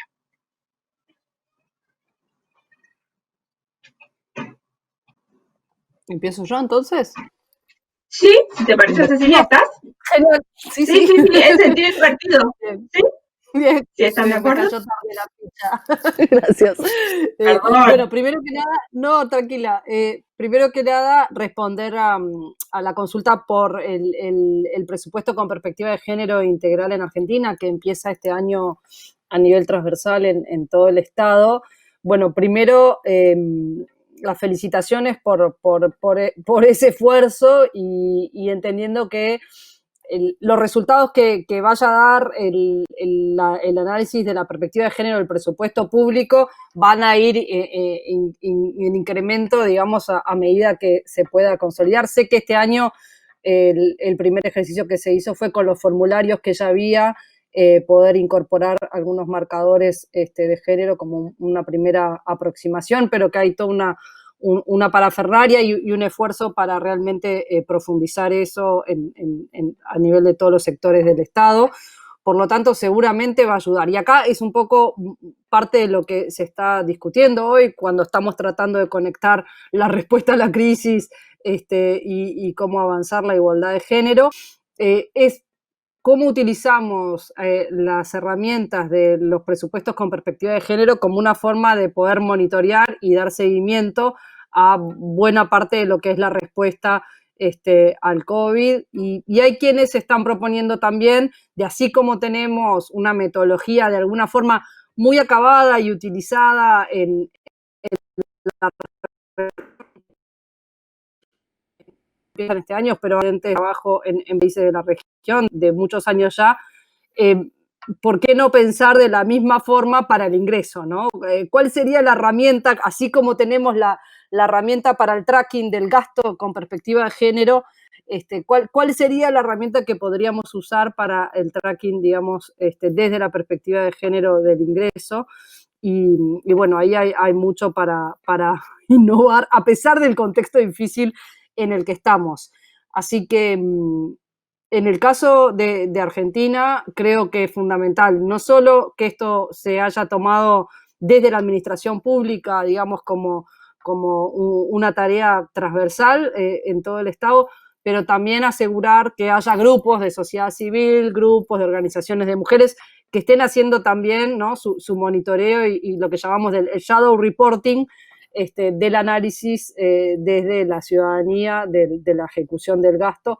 Es un gran avance y en definitiva ayuda a potenciar. Hemos estado viendo con el Ministerio de Obra Pública justamente para acompañar ese proceso, porque bueno, esto es evidente en todo lo que tiene que ver con el gasto social, pero también debemos incorporarlo, y sé que Lucía también ha provocado buena parte de estos debates en todo lo que tiene que ver con el gasto en infraestructura, no solamente la infraestructura social y vivienda, sino toda la infraestructura que ocupa buena parte de los presupuestos públicos de nuestros países. Así que no solo creemos que es útil y relevante, que da una herramienta para la rendición de cuentas, pero también para avanzar la igualdad de género, sino que además esperamos desde la oficina, digamos, de las mujeres en Argentina trabajar de cerca con las entidades públicas y la sociedad civil en su implementación. En esto siempre llamamos a conversar, a mirar en esta perspectiva de cooperación sur-sur dentro de la región a las experiencias de otros países, así que en eso también a las órdenes para profundizar más en otro momento. En cuanto a las otras preguntas más generales, no quiero que se me pierda ninguna, las fui anotando acá, no voy a cubrirlas todas porque digo, vamos a estar contestando entre todos, pero sí me parecía interesante, decía, bueno, algunos ejemplos concretos, ¿no? De qué se puede hacer. A ver, en relación al IVA y a los productos de consumo específico, acá hay varias opciones, ¿no? Hay quienes entienden que el consumo específico de las mujeres es el que está vinculado al ciclo menstrual, a los cuidados, digamos, de alguna forma que genera, y eso es solo parte de la verdad. O sea, yo generalmente cuando aparece como una gran medida fiscal la exención de IVA en estos productos, digamos, de cuidado personal, por ponerle alguna categoría, de alguna forma es siempre bienvenido cualquier consideración que ayude a que las mujeres con menores ingresos accedan a condiciones de autocuidado mejores. Sin embargo, los problemas de fondo son mucho mayores. Son, por ejemplo, cuando estamos haciendo paquetes de exenciones fiscales o de cambios en condiciones de préstamos o de cambios en condiciones de repago que se puedan priorizar los sectores, las empresas lideradas por mujeres, donde la participación de las mujeres es muy alta. O sea, y en el IVA, ¿qué es? ¿Qué es un bien de consumo de las mujeres? Cuando tenemos básicamente que la mayoría de las familias y los hogares que están en situación de pobreza son liderados por un único ingreso, que es de una mujer, que es muy posible que en este contexto lo esté perdiendo o lo haya perdido, y bueno, es la alimentación, o sea, no, el corte de cuáles son productos básicos que consume una mujer o que consume una mujer jefa de hogar o responsable, me parece que es mucho más amplio que esto que a veces escuchamos, ¿no? Como un reduccionismo de cómo promover la igualdad de género por la vía de la reducción del IVA en un grupo muy pequeño de productos. Y después, solo un punto más, porque así escuchamos otras voces, es el de la corresponsabilidad. O sea, esta cuestión de, y retomo con varios de los puntos anteriores, ¿no? La respuesta básicamente pasa por no reproducir los estereotipos y las discriminaciones y fomentar la corresponsabilidad, bueno, no solo de hombres y mujeres en el seno del hogar, pero también del Estado y del sector empleador o empresarial en el reconocimiento de los cuidados, ¿no? Ustedes hablaban de las preguntas sobre la pobreza de tiempo que enfrentan las mujeres y evidentemente cuanto menos ingresos tiene una mujer, mayor es la pobreza de tiempo que tiene porque, entre otras cosas, dedica más tiempo a los cuidados y a trabajos que no necesariamente tienen los estándares laborales de las 8 horas, de la protección, del corte para el almuerzo y todo lo demás, que quienes tenemos trabajos formales podemos hacer uso de esos derechos. Corto por acá para que podamos tener más tiempo para todos y todas. Muchísimas gracias, Cecilia. Alejandro, ¿sí te parece? Gracias, espero me estén escuchando. Bueno, yo estoy absolutamente de acuerdo con Cecilia. Este tema de los incentivos para IVA, yo personalmente desconfío mucho de ellos. Como diría el meme, no tengo datos, pero tampoco tengo dudas. A mí me parece que, una vez más, mi argumento, no tenemos la información suficiente para saber si están siendo lo suficientemente eficientes para el propósito que fueron diseñados. Yo creo que deberíamos concentrarnos más en el tema de una equidad social que no nos hiciera necesario tener que estar creando parches en nuestros sistemas de organización para el ejercicio de estos derechos. Después, con relación a lo que dice una pregunta de Gustavo sobre el tema de la liquidación conjunta, a mí me parece que puede ser una buena práctica. El tema de fondo, contestando tu pregunta con otra pregunta, es ¿cuál es el beneficio que vamos a obtener? ¿Cuál es el beneficio que vamos a obtener si partimos de una inequidad de ingreso entre hombre y mujer en una familia? ¿Quién va a ser beneficiado? ¿La familia como un núcleo o vamos a terminar beneficiando a alguno de los dos cónyuges? A mí me parece que es sumamente relevante eso como preocupación. Después, con la segunda pregunta que también había hecho por ahí, a ver si es que la tengo identificada. Bueno, el tema de IVA ya no me voy a detener. Nada más un último comentario para no excederme en tiempo. Respecto a este tema de los estudios, aparte del que mencioné de los colegas colombianos, bien valdría la pena acercarse a nuestra colega Agustina O'Donnell en el Tribunal Fiscal de Argentina. He tenido la oportunidad de platicar con ella. de hacer algunos intercambios con ella, y me parece que también desde el punto de vista de impartición de justicia, de la justicia fiscal tributaria, Agustina tiene algunas experiencias interesantes sobre este tema de las sentencias con perspectiva de género. Me parece que esto también podría ser muy interesante bajo la idea de tener una evaluación lo más integral posible. El diseño de una política pública, el diseño de la política fiscal, el diseño de los incentivos, su aplicación en la administración tributaria y sus formas de evaluación. Con eso regreso a ti, Lucía, por favor. Excelente, Alejandro, qué bueno y qué complementario esto último que decís respecto justamente a fallos de la justicia como parte también de entender las posibilidades de las reformas tributarias y de también tener muy presente este tipo de estudios que claramente pueden ser de muchísima utilidad para quienes nos están escuchando y para quienes asisten hoy al webinario. Ana, si te parece, si estás por allí y tú además tenías de formular una pregunta concreta.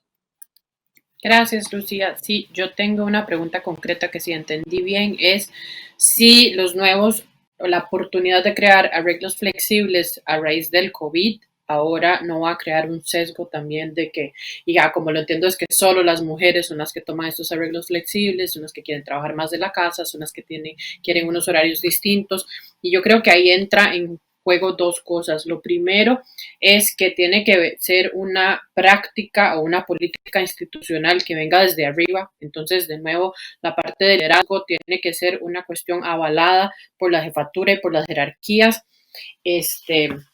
Y claro que ahí hay todo un tema de cómo se va a tener que empezar a culturizar y a institucionalizar el tema de que tomar esos arreglos flexibles no es solo una cuestión de mujeres. Y ahí me paso a la segunda parte y es que las políticas, a menos de que estemos hablando de discriminación positiva, el diseño de las políticas tiene que ser en igualdad, tanto para los hombres como las mujeres. No va a ser solo una cuestión de flexibilidad para las mujeres, sino que va a estar disponible para todos. Y un poco creo que la oportunidad que hemos tenido durante esta pandemia es romper, digamos, un poco los techos de cristal o pedacitos de los techos de cristal en cuanto a que trabajar desde la casa. Solo para poner un ejemplo, antes se tenía, o sea, tal vez hay una creencia o al jefe tal vez no le gusta que trabajemos desde la casa, pero ahora hemos demostrado todos que no podemos salir desde la casa, que estamos trabajando igual y que se ha mantenido el ritmo de trabajo y el cumplimiento de los objetivos. Eso, claro, desde luego que es para las que estamos, como decía Cecilia, en un esquema de empleo formal que tenemos estos beneficios en este momento. Y con eso le paso a Cristina, a Lucía, perdón. Muchísimas gracias, Ana. Y efectivamente, Cristina, si te parece, como para cerrar, ¿también tenías alguna pregunta específica? Sí. Muchas gracias. Sí. En cuanto a la pregunta específica en relación con las cuotas, a la exigencia de cuotas y cómo pueden ser compatibles con el mérito y capacidad de las mujeres, en principio el sistema de cuotas es eso, es que de manera obligatoria se impone la presencia de las mujeres por el hecho de ser mujeres. Pero yo creo que es importante que no demonicemos las cuotas.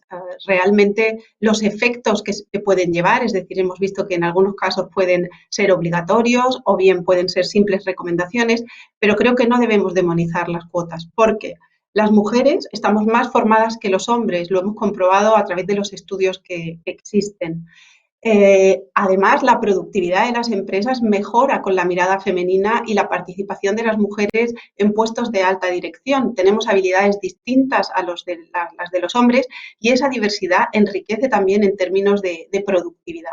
Por tanto, creo que nosotras mismas tenemos que dejar de autoexigirnos más que los hombres, porque cuando un hombre está en una determinada posición relevante, y no es una persona valiosa, nunca pensamos ni decimos que está ahí por ser hombre. Quiero decir que esto es importante y cuanto antes nos incorporemos a esos puestos directivos, podremos también, a través de la experiencia, desarrollar y adquirir pues un mejor ejercicio de esas funciones. Hay una anécdota que en un seminario sobre fiscalidad y género que organizamos en el instituto, en el que había una persona del sector privado, era una socia de un despacho de abogados que tenía un conjunto de personas a su cargo, decía que cuando se repartía la productividad entre hombres y mujeres, y en particular cuando la productividad se disminuía, la reacción de las mujeres era totalmente diferente de la de los hombres. Las mujeres enseguida, bueno, es verdad, esto no lo he hecho bien, ¿qué podía haber hecho mejor? No está a la altura, en tanto que los hombres estaban en contra. Oye, no me quites la productividad, que no es mi culpa, que ha sido el cliente, que me ha pasado esta circunstancia. O sea, que yo creo que las propias mujeres tenemos que dejar de autoexigirnos porque estamos formadas, estamos preparadas y necesitamos poder ocupar esos puestos. En cuanto a la pregunta que se hacía sobre la tributación conjunta en particular, también quería añadir que en España hicimos un informe, hicimos un estudio para nuestro ministerio y analizábamos la tributación conjunta. Sabemos que es un beneficio fiscal que se aplica como una reducción en la base imponible y que solo interesa cuando existe un único perceptor de rentas, no cuando existen dos perceptores de renta. En las tributaciones conjuntas en España, el 86% de esas declaraciones conjuntas, el principal perceptor de renta es el hombre, en el 86% de los casos. La eliminación de la reducción, obviamente, es un impedimento, es una cara traba a la incorporación de la mujer al mercado laboral. Y yo creo que estos datos, este estudio hecho con datos administrativos, revela esta situación.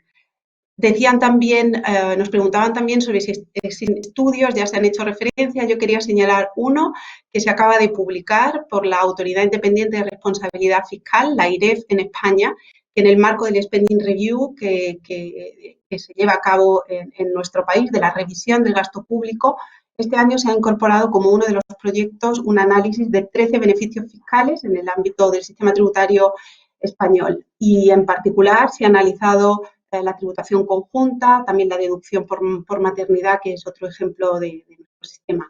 Y una conclusión que llama la atención sobre la evaluación de esta tributación conjunta es que, a diferencia de lo que se podría pensar, la tributación conjunta sigue siendo utilizada familias por unidades familiares de baja edad.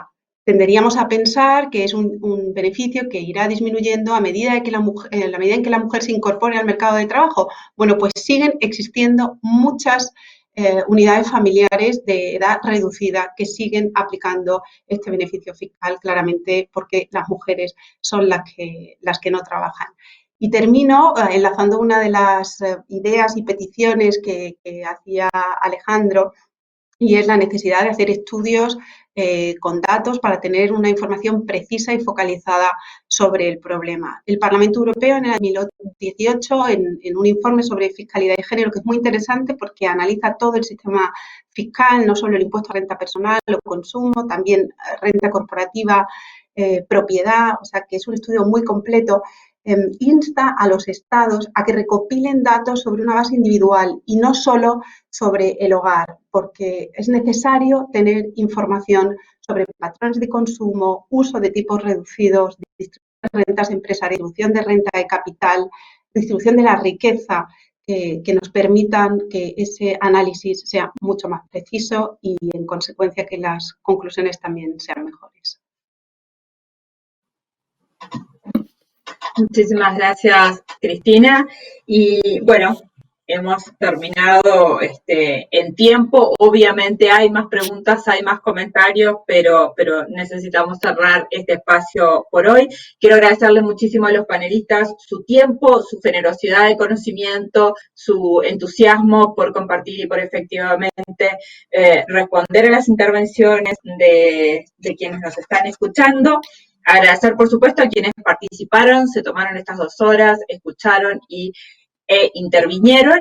Y, por supuesto, al Centro de Formación de AECID en Montevideo por habernos invitado a todas, a todos y además haberme permitido conocerlos, escucharlos, aprender y efectivamente participar en este tipo de instancias que parecen tan enriquecedoras y que son tan importantes efectivamente para lograr la igualdad de género en la región.